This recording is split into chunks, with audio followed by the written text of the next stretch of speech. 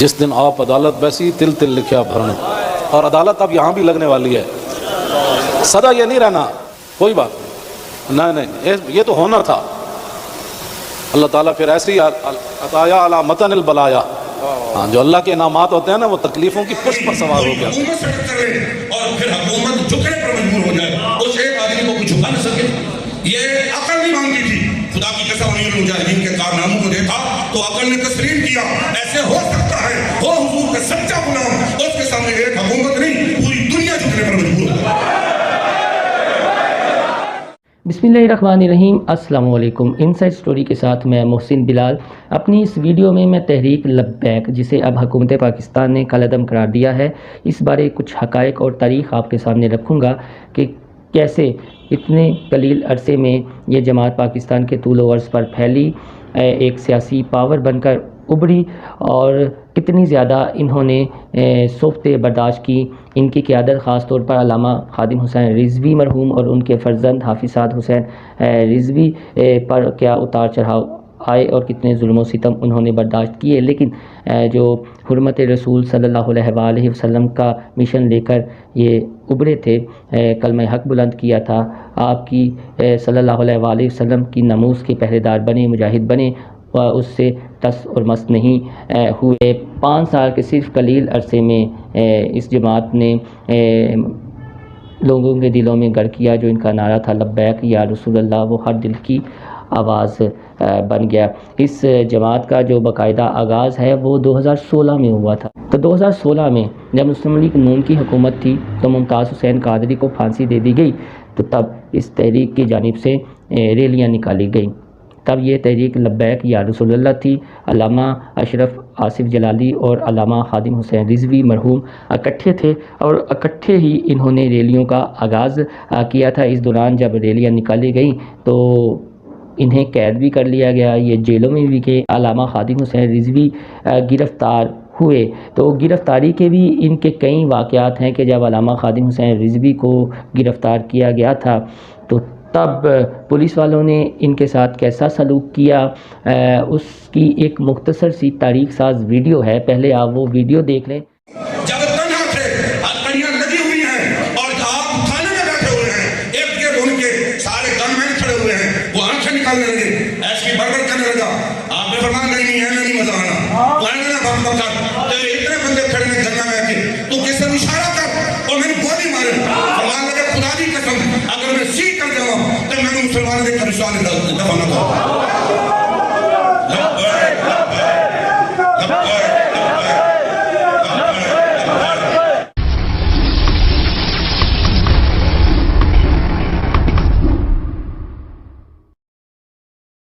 جی مختصر سی ویڈیو آپ نے دیکھی. 2016 کے بعد آتا ہے 2017، جب مسلم لیگ نون ہی کی حکومت میں ختم نبوت کے قانون پر نقب لگانے کی کوشش کی گئی.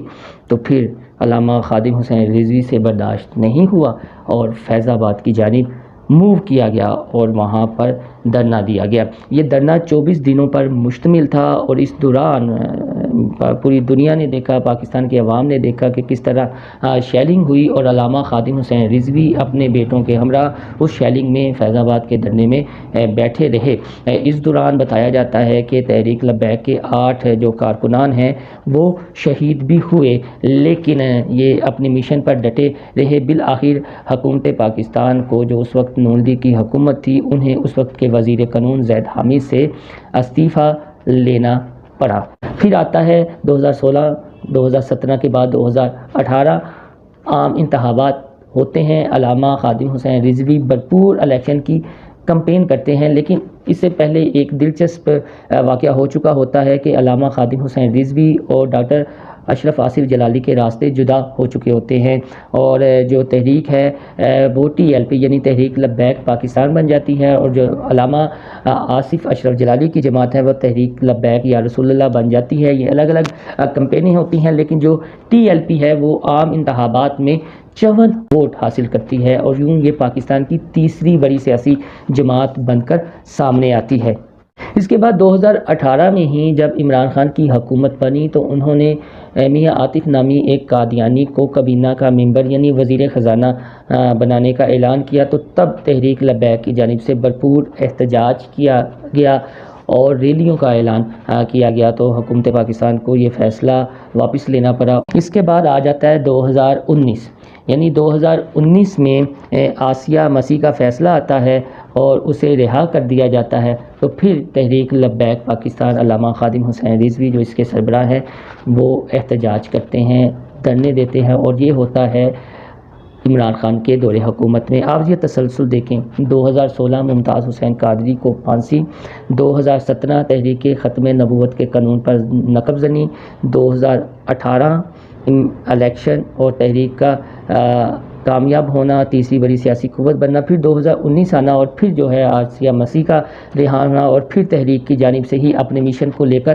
آگے بڑھنا۔ اور اس دوران ہم نے یہ دیکھا کہ پاکستان کی جو دوسری بڑی سیاسی جماعتیں ہیں جس میں مسلم لیگ نون ہے یا پیپلز پارٹی ہے، ان کی جانب سے کوئی مذمت نہیں کی گئی، نہ کوئی مذمتی بیان آیا۔ اور اس دوران جب تحریک کی جانب سے پروٹیسٹ کیے گئے، دھرنے دیے گئے، اور جو تحریک کی جانب سے ہمیں ڈیٹا شیئر کیا گیا ہے کہ ہزاروں کارکنان جو ہیں وہ گرفتار ہوئے، اور ان گرفتاریوں میں علامہ خادم حسین رضوی، ان کے بیٹے بھی شامل تھے، اور جو جیل کے واقعات ہم نے آپ کو سنائے ہیں وہ اسی تناظر میں ہے کہ اس دوران بھی علامہ خادم حسین رضوی اور ان کے بیٹے پر کافی زیادہ تشدد کیا گیا۔ 2019 میں ہی ہالینڈ کی حکومت کی جانب سے رسول اکرم صلی اللہ علیہ وآلہ وسلم کے خاکوں پر مشتمل ایک مقابلہ کرائے جانے کا اعلان کیا جاتا ہے، اور پھر علامہ خادم حسین رضوی اور ان کی جماعت جو ہے وہ میدان عمل میں آتی ہے، موو کرتی ہے، احتجاج کرتی ہے، حکومت پاکستان کو مجبور کرتی ہے، تو بالآخر ہالینڈ کے سفیر سے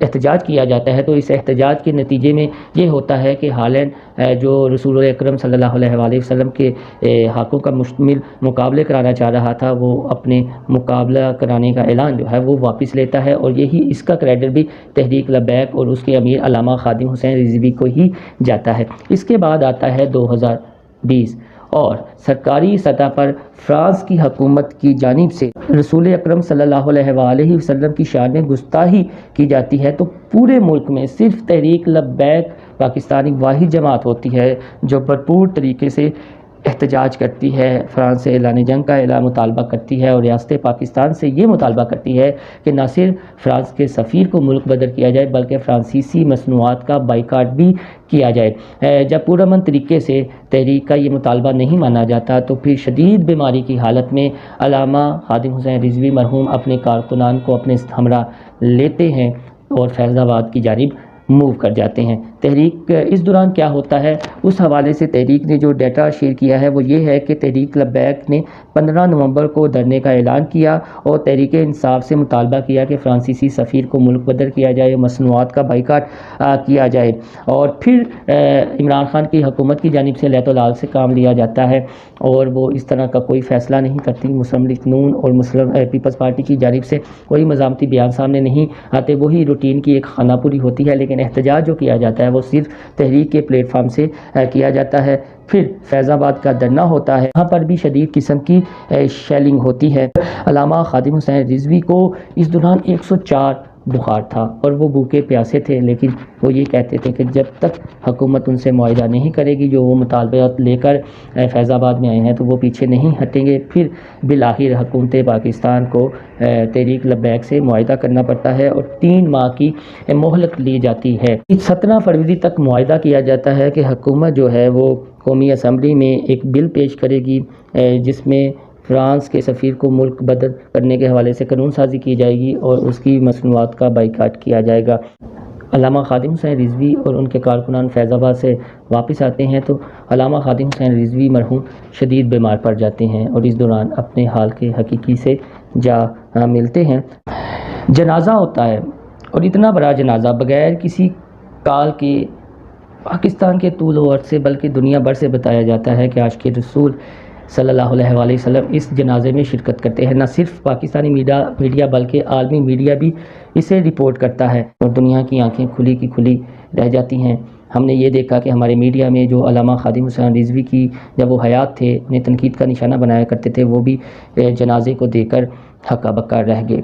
اور اس بات کو تسلیم کیا کہ واقعی بغیر کسی کار کی اتنی بڑی تعداد میں لوگوں کا آنا اس بات کا ثبوت ہے کہ وہ ایک سچے عاشق رسول تھے، ناموس رسالت صلی اللہ علیہ وآلہ وسلم کے مجاہد تھے۔ ٹائم گزرتا جاتا ہے اور انہیں یہ لگتا ہے کہ شاید علامہ خادم حسین رضوی کے ساتھ ہی ان کا مشن ختم ہو گیا، لیکن اس دوران 3 جنوری آتا ہے۔ علامہ خادم حسین رضوی کا چوک یتیم خانہ میں چہلم ہوتا ہے۔ ہم وہاں پر خود جاتے ہیں، دیکھتے ہیں کہ حد نگاہ تک کارکنان ہی کارکنان اور فلک شگاف نعرہ ایک ہی لگ رہا ہے، تحریک لبیک پاکستان۔ وہاں پر شام کے کچھ علماء بھی آتے ہیں، حافظ سعد حسین رضوی کے ہاتھ میں بیعت کرتے ہیں۔